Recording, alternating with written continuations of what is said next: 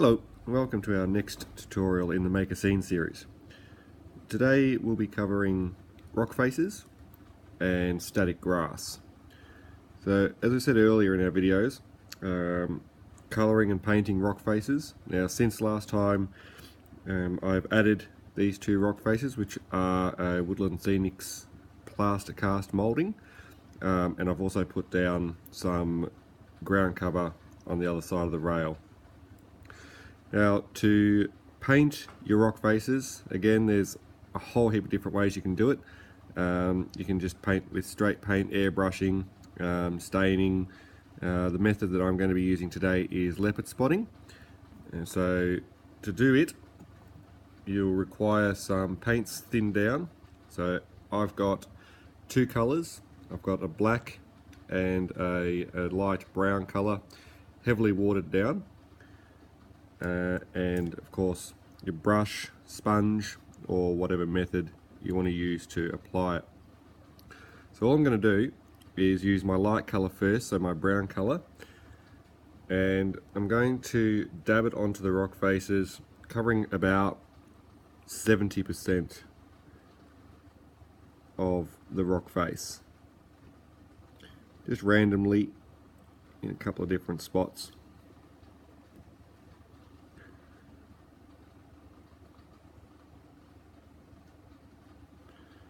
There we go. Now over the top, I'll use our second colour, so our black, and it will also go over the top of the brown colour that we've just put on.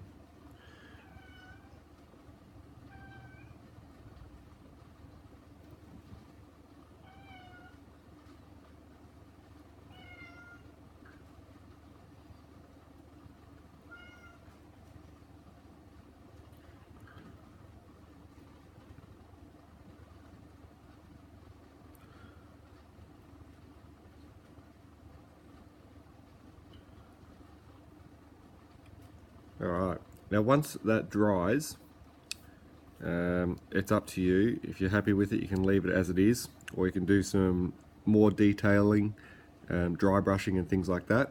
I'll probably do some dry brushing and just add in some extra colours, of greens, and some more browns and things in the cracks, and to just highlight different pieces of the rock face. But it's a very simple technique. You can use as many colours as you like, 2, 3. Start with your lighter colours, work to your darker colours. Diluting them, I use just a drop of paint it's about a 1 to 40 mix of paint to water. Don't want to make it too thick because you don't want to actually paint the rock face, you're just trying to stain the plaster. So yeah, it's a very simple technique. You can get some great effects from it, and like I said, when you go over it later with some dry brushing or some other colours, and just highlight different areas of the rock face.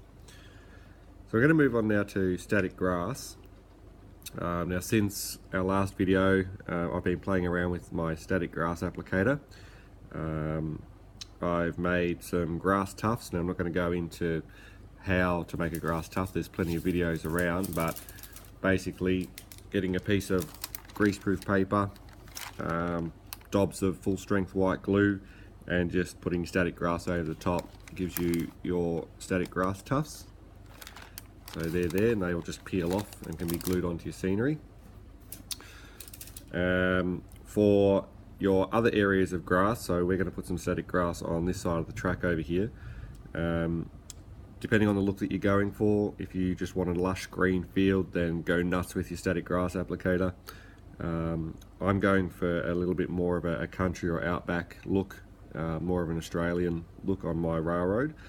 So we also have bare dirt with patchy pieces of grass here and there.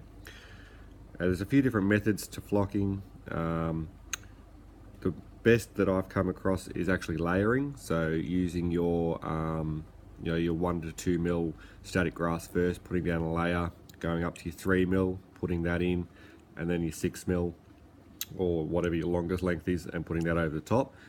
In this build now, I'm just put a mix in my hopper, So I have put in my 2mm static grass from Woodland Scenics. There's some of that in there. To that I added just a pinch of the Ground Up Scenery's Daintree Green 3mm static grass. It's always good to get a couple of mixes of different colours as well. Not all grass in the real world is the same colour, just one nice green. And then I put in 6mm Summer Blend from Ground Up Scenery, some of theirs as well.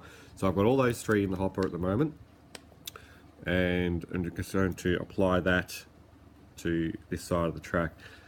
Now when it comes to actually putting down my static grass, I use my full strength white glue, and I put it down in random places for where I want my static grass to stick. So I just get an old brush, fill it up with some glue, and just dab in places where I'm going to put the static grass. Now, like I said, I'm not putting it everywhere. I'm not covering it and making it one big green lush field. So I don't want my PVA or my white glue to just cover the whole area and put it on. So we're just going to do some random spots.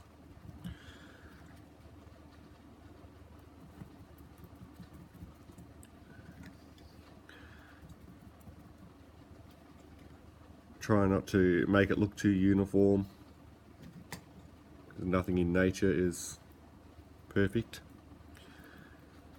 Okay. So once we've got that down, we then get our static grass applicator. Now, whether you've made your own, you've bought one, whatever brand or make it is, they all operate pretty much the same. Your grounding clip, and then turning it on and shaking it over the top of your glued area. So we'll go now and we'll put down our grass.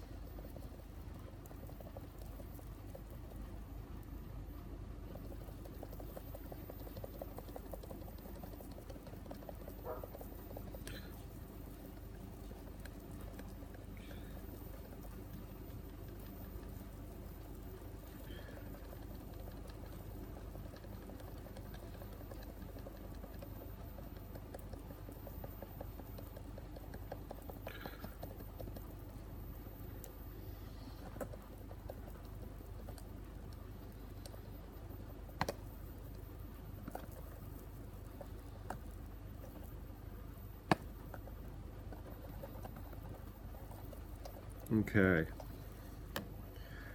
so I'm pretty happy with that, and I normally just go over, once all the grass is down, I just go over it with the applicator just to get a bit more of a static charge in there, get it to stand up a little bit more. Alright, so as I said before, I've been playing around, and I've also made some grass tufts. So I'm going to put a couple of those on in between the track ties. I'll just get rid of this grass for now out of here. Out in the real world, some tracks will have some grass and some weeds growing, so I'm just going to replicate that on the track here by putting some grass tufts down the center. Now, these small details are what really add the realistic look to your layout, to your dioramas. The finer details are what make it, between a good diorama or a good layout and a great layout. So all I'll do is I grab my grass tufts here. So here's one, so it's got the glue and static grass. Put down a dob of my white glue and just push my grass tuft in. I'll do that at a couple of spots along the track here.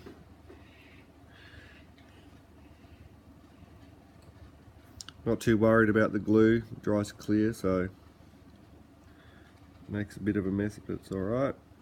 And one more, I'll put right down the end here.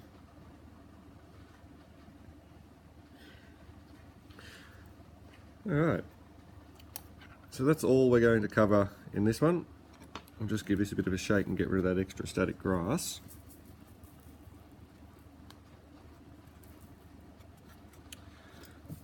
There we go. So as you can see, we've got our patches of grass over in our dirt there, our dirt showing through, our grass tufts down our track, and a little bit of staining of colour on our rock faces there. So I'll go back once it dries, do some more work on the rock faces, and when we come back for our next video, I'll show you the finished result. So once again, thanks for watching, and from us here at Forest Creek Model Railway, happy modelling.